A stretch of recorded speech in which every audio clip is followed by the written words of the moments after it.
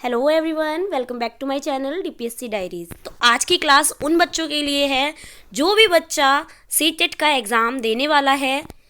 ये practice set उनके लिए हैं, बहुत ही हेल्पफुल होंगे। तो रोज़ एक प्रैक्टिस सेट लगाइए, क्योंकि अब ये एक वीडियो रोज़ मैं सीडीपी की जो प्रैक्टिस सेट है ये रोज़ एक वीडियो अपलोड करूँगी। आपके लिए बहुत ही हेल्पफुल होगी। अगर आप सीटेट का एग्ज़ाम देने के लिए इंटरेस्टेड हैं तो ये वीडियो आपके लिए है, ठीक है। तो बिल्कुल भी वीडियो को मिस ना करें। और इसमें हम 20 MCQs को सॉल्व करेंगे। तो अपने जितने भी स्कोरिंग मार्क्स होंगे आपके, आप मुझे कमेंट में ज़रूर लिखना, ठीक है। तो स्टार्ट करते हैं आज की क्लास। ये प्रैक्टिस सेट हमारा फर्स्ट है। फर्स्ट क्वेश्चन क्या है? What is the main objective of child development? बाल विकास का मुख्य उद्देश्य क्या है? What is the main objective of child development? बाल विकास का मुख्य उद्देश्य क्या है? To make the child discipline, बच्चों को अनुशासित बनाना, या फिर to ensure all round development of the child, बच्चे का सर्वांगीण विकास करना। To prepare the child for exams, बच्चे को परीक्षा के लिए तैयार करना, या फिर to make the child obedient, बच्चे को आज्ञाकारी बनाना। अब क्या होगा इसका आंसर? इसका आंसर होगा बाल विकास का मुख्य उद्देश्य क्या है? To make the child discipline, बच्चे को अनुशासित बनाना, नहीं। To ensure all round development of the child, very good, ये वाला ऑप्शन बिल्कुल करेक्ट है। बच्चे का सर्वांगीण विकास करना, यही इसका मेन उद्देश्य है ना।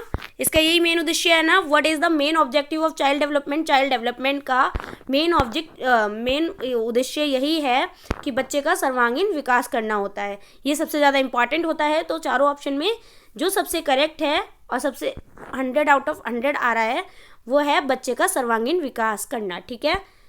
बाकी ऑप्शन गलत हो जाएंगे। नेक्स्ट है, which of the following principles of development is correct? Which of the following principles of development is correct? विकास का कौन सा सिद्धांत सही है, ठीक है। इनमें से विकास का कौन सा सिद्धांत सही है? डेवलपमेंट इज डिसकंटिन्यूअस, यानी कि विकास असतत होता है, नहीं, गलत। नेक्स्ट है, development is same for all children, सभी बच्चों का विकास समान होता है, गलत, सबका अलग अलग होता है।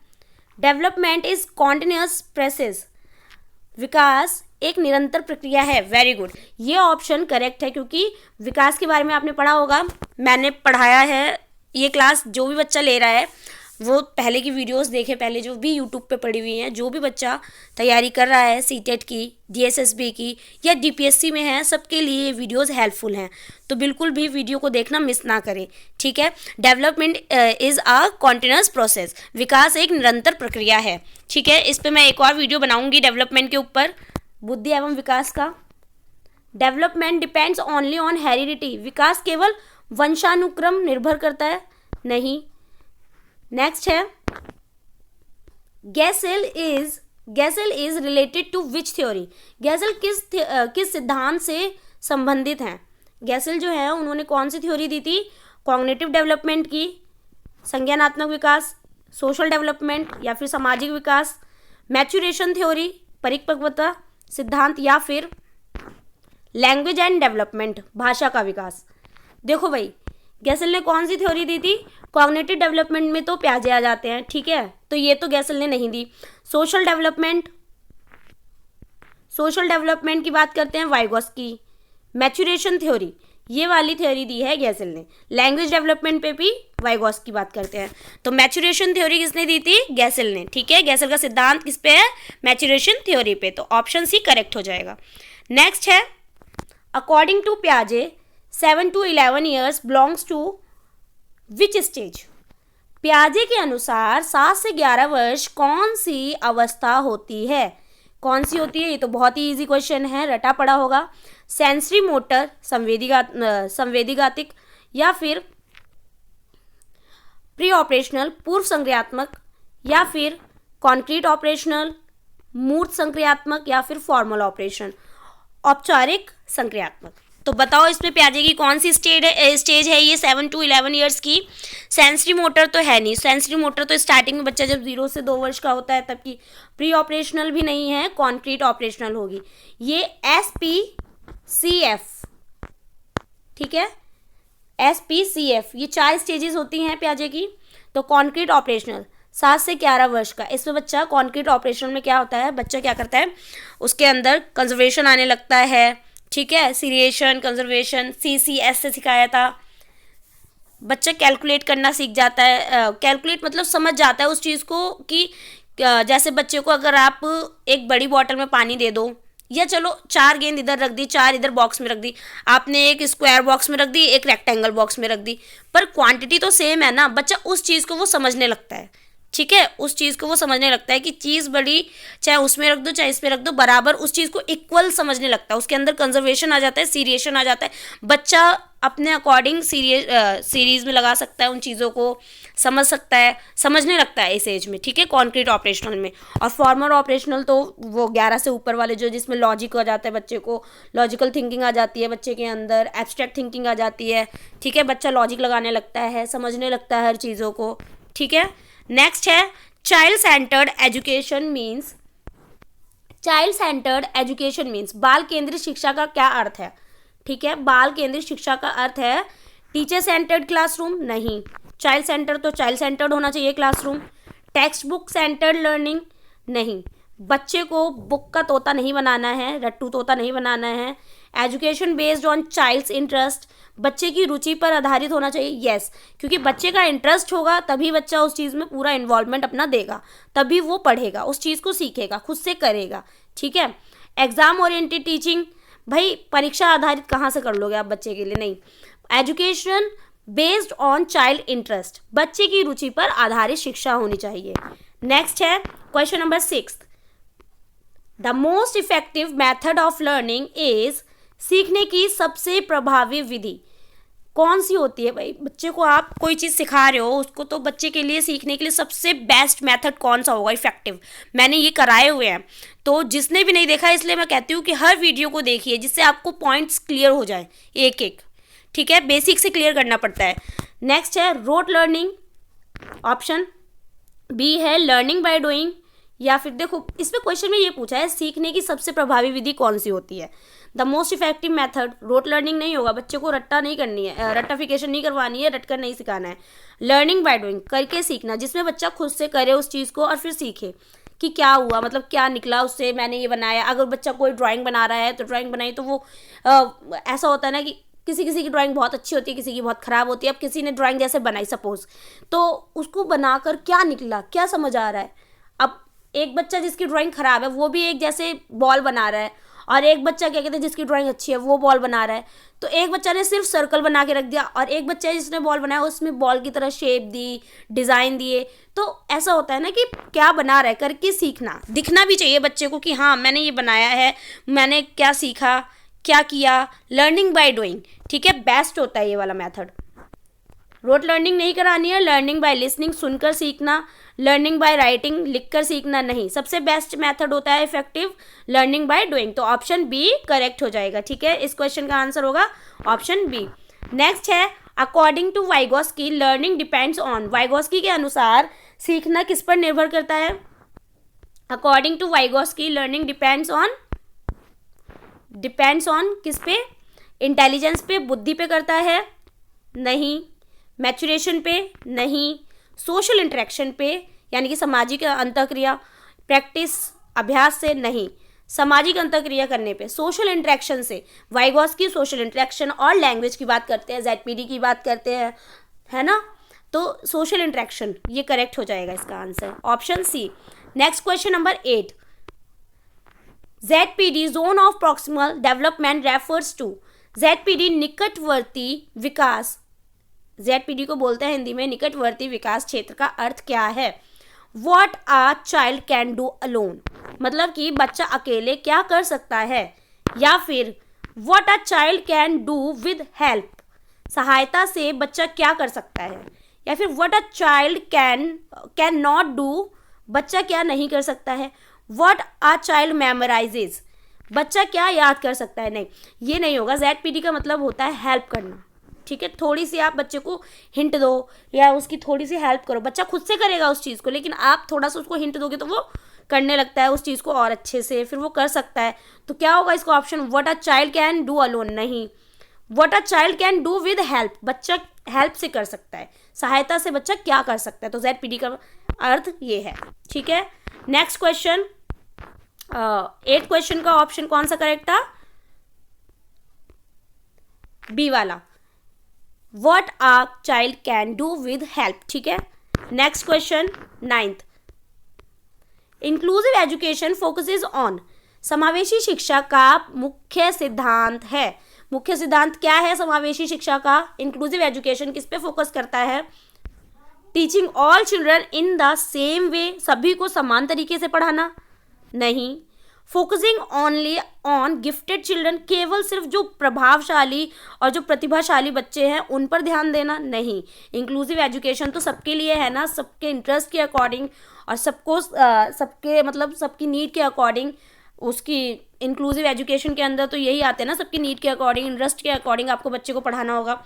एक्सेप्टिंग इंडिविजुअल डिफरेंस, यानी कि व्यक्तिगत विविधताओं को स्वीकार करना, हाँ, इंक्लूसिव एजुकेशन में एक्सेप्टिंग इंडिविजुअल डिफरेंसेस, वो एक्सेप्ट करता है सभी इंडिविजुअल डिफरेंसेस को। इंक्लूसिव एजुकेशन में सभी के लिए शिक्षा समान है, सभी के नीड के अकॉर्डिंग किया जाता है।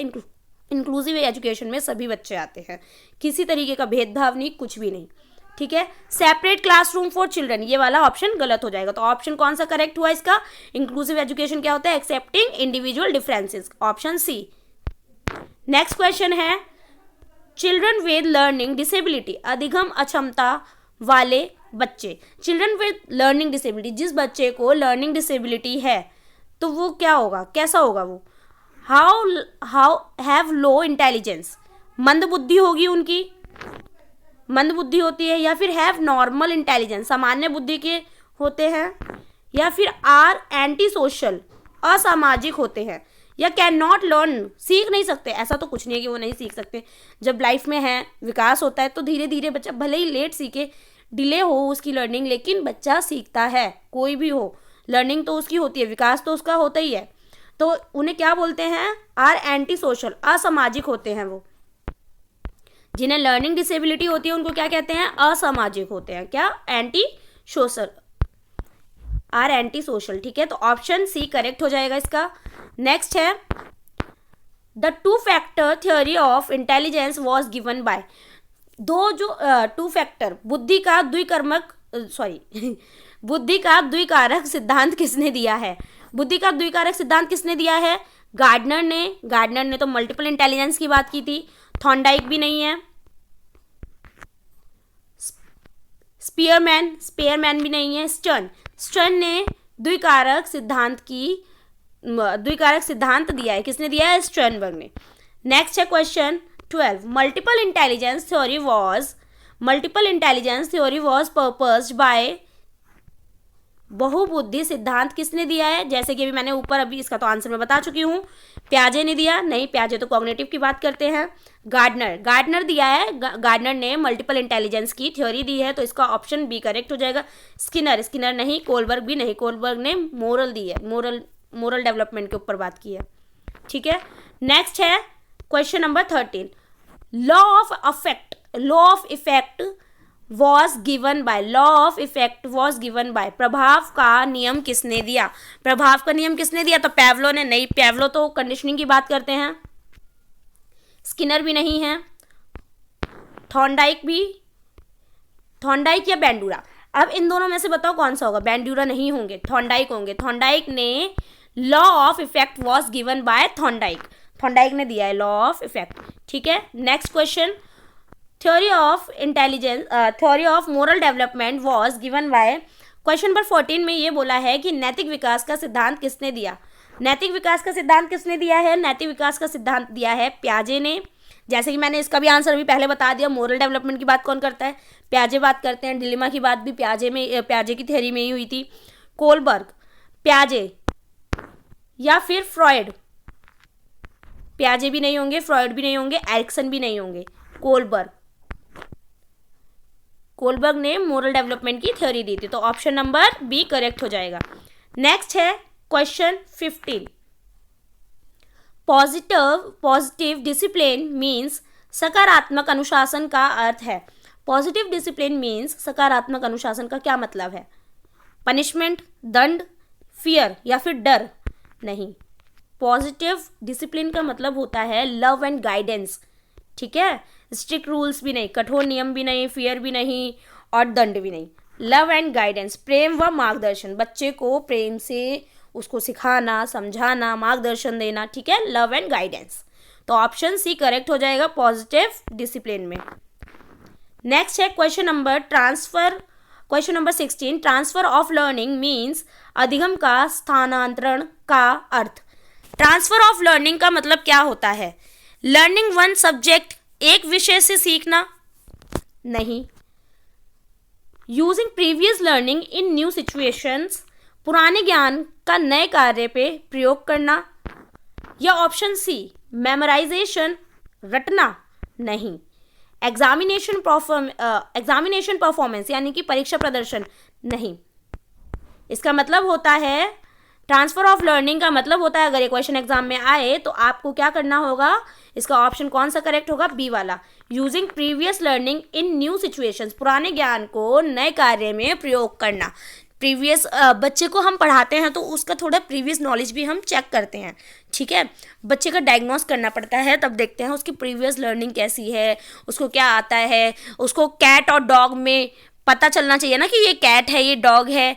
पियाजे की थ्योरी में हमने बात की ना, एसिमिलेशन, एकोमोडेशन बात की थी इनकी, तो इक्विलिब्रेशन इसकी बात की थी ना। तो इसे बच्चे को समझना चाहिए कि कैट क्या है, डॉग क्या है। हम बच्चे की प्रीवियस लर्निंग को चेक करते हैं और उसको नई सिचुएशन में कैसे यूज़ करना है, वो होता है ट्रांसफर ऑफ लर्निंग मीन्स। ठीक है, इसका मतलब होता है ट्रांसफर ऑफ लर्निंग मीन्स बच्चा पुराने ज्ञान को नए ज्ञान से नए कार्यों में प्रयोग करता है। ठीक है, प्रीवियस लर्निंग को यूज़ करता है नई सिचुएशंस में, तो ऑप्शन बी करेक्ट हो जाएगा। नेक्स्ट क्वेश्चन है 17। Emotional development is related to, भावनात्मक विकास किससे संबंधित है? Emotional development is related to reasoning, तर्क से? नहीं। सेल्फ कंट्रोल से या फिर मेमोरी? सी ऑप्शन मेमोरी या फिर डी लैंग्वेज। भाषा से नहीं, मेमोरी से नहीं और रीजनिंग से भी नहीं। ऑप्शन बी करेक्ट होगा, सेल्फ कंट्रोल। जब emotional development is related to self control, क्योंकि जब कभी देखा होगा आपने कोई बहुत ही इमोशनल होगा तो वो अपना सेल्फ कंट्रोल खो देता है, दिमाग काम नहीं करता, हर चीज़ मतलब वो हो जाती है, डिस्टर्ब्ड हो जाती है। ठीक है, तो सेल्फ कंट्रोल होता है। Emotional development is related to self control. Emotional development होता है किसी बच्चे का तो बच्चे में क्या आता है? सेल्फ कंट्रोल आता है। ठीक है, ये नहीं कि जहाँ रोना है वहाँ हंस रहे हैं, जहाँ हंसना है वहाँ रो रहे हैं, उसे ये नहीं पता कि कहाँ हंसना है, क्या रो रहे हैं तो रो रहे हैं, हंस रहे तो हंस रहे, तो नहीं। इमोशनल डेवलपमेंट भी बहुत ज़रूरी होता है बच्चे के लिए, सेल्फ कंट्रोल करना उसे आना चाहिए, तो बी होगा इसका answer. Now come to the next question, question number 18। Play is important because it, खेल महत्वपूर्ण है क्योंकि यह वेस्ट ऑफ टाइम, समय नष्ट करता है? नहीं। कॉजेज, थकान बढ़ाता है या फिर प्रमोट्स होलिस्टिक डेवलपमेंट, सर्वांगीण विकास करता है? या फिर डी ऑप्शन क्रिएट इनडिसिप्लिन, अनुशासनहीनता बढ़ाता है? नहीं। ऑप्शन डी गलत होगा, ऑप्शन बी भी गलत है, ऑप्शन ए भी गलत है।